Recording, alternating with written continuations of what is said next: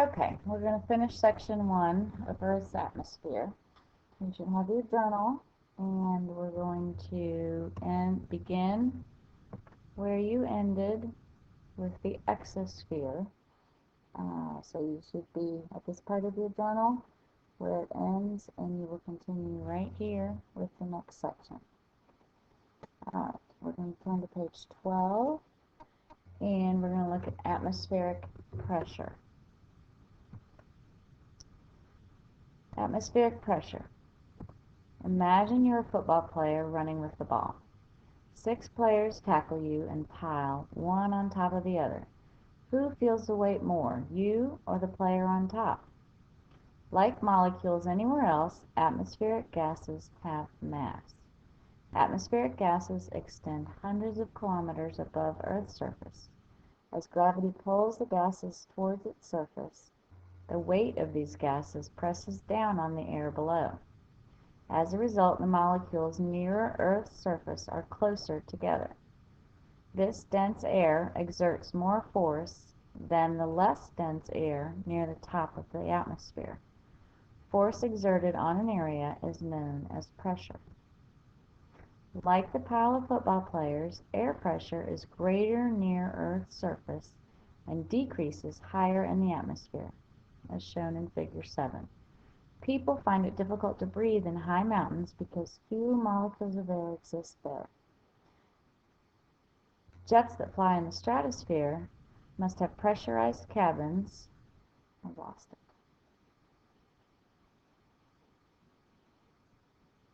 Whoops. Must have pressurized cabins so that people can breathe. Okay, we're going to look at some of the important points. I'm going to write them down for you, but we're talking about a football player, who feels the weight more. Atmospheric gases have mass.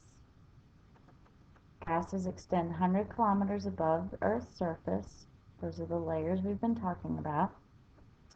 Earth's gravity pulls the gases towards its surface. Don't write this down now. I'm just kind of helping you find the main points. The weight of these gases presses down on the air below. As a result, the molecules near Earth's surface are closer together. This dense air exerts more force than the less dense air on the top of the atmosphere. Force exerted on an area is known as pressure. Okay, like the pile of football players, air pressure is greater near Earth's surface and then decreases higher in the atmosphere. People find it difficult to breathe in high mountains because fewer molecules of air exist there. Jets that fly in the stratosphere must contain pressurized cabins so people can breathe. Okay, so these are the main ideas. We're going to write them down in a minute, but right now we're going to look at Figure 7. Okay, so this model here says air pressure decreases as you go higher in Earth's atmosphere. This model here shows the air molecules, and notice that gravity is letting them be farther apart the higher you get up, the higher you go. Alright, so here's what we're going to write. We're on section 7. 5 and 1, 2 is 7. This should be along the right-hand line, atmospheric pressure. We're going to write gases have mass.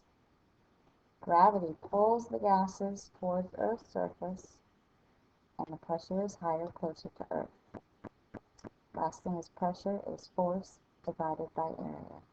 So yes, this word divided means we do have lots of math in science.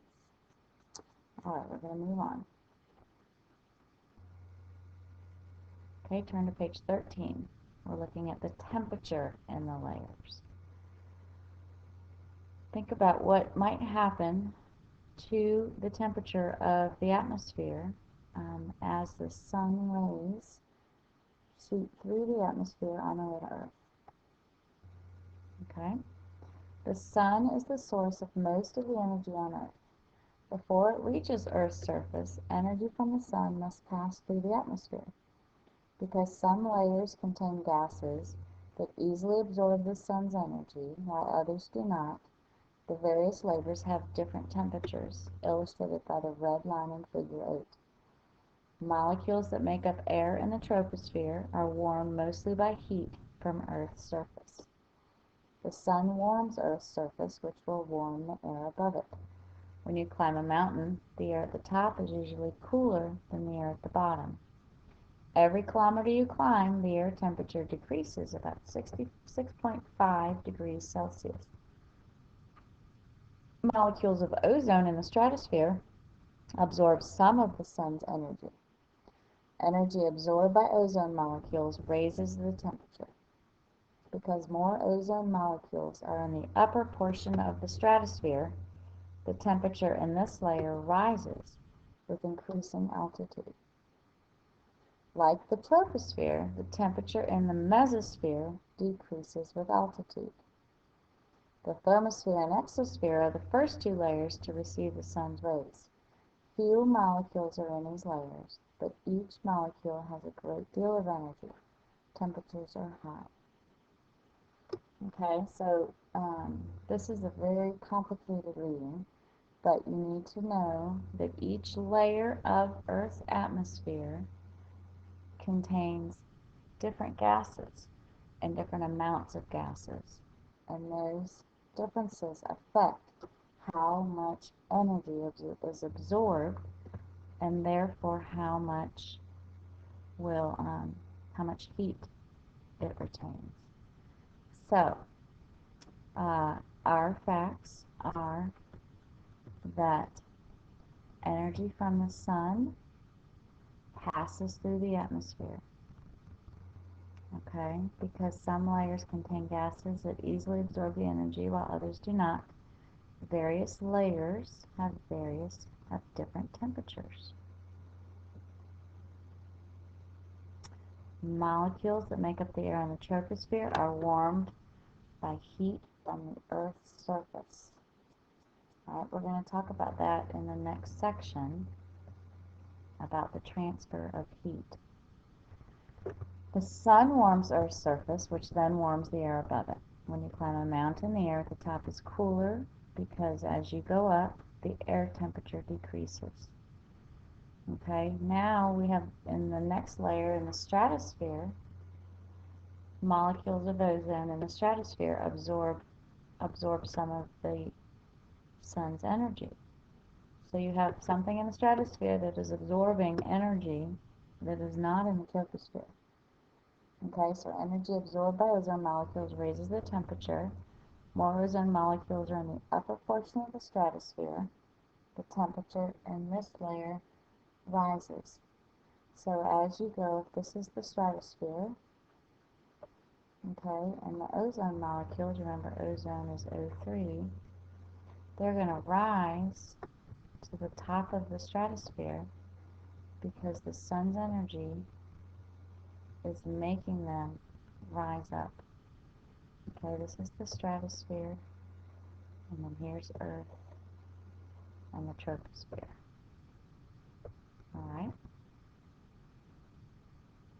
Like the troposphere, the temperature in the mesosphere then decreases with altitude. So the ozone only goes so high, and now we have the mesosphere, and the temperature in the mesosphere goes back down. It gets cooler because of the gases that are in there.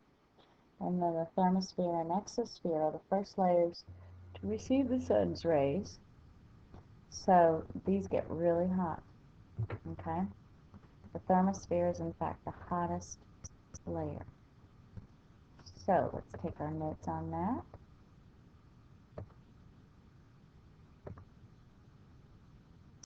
Okay, just 3 things from that. Alright, so we're Roman numeral 8. Temperature and atmospheric layers. Alright, to summarize, layers of the atmosphere don't absorb the same amount of heat. But the troposphere is warmed by the Earth's surface, and temperatures are high in the thermosphere. I'm not having you write down that information about ozone in the stratosphere, but you can if you'd like. I think we'll stop there. We were going to do ozone, but I've got a movie I'd like you to watch.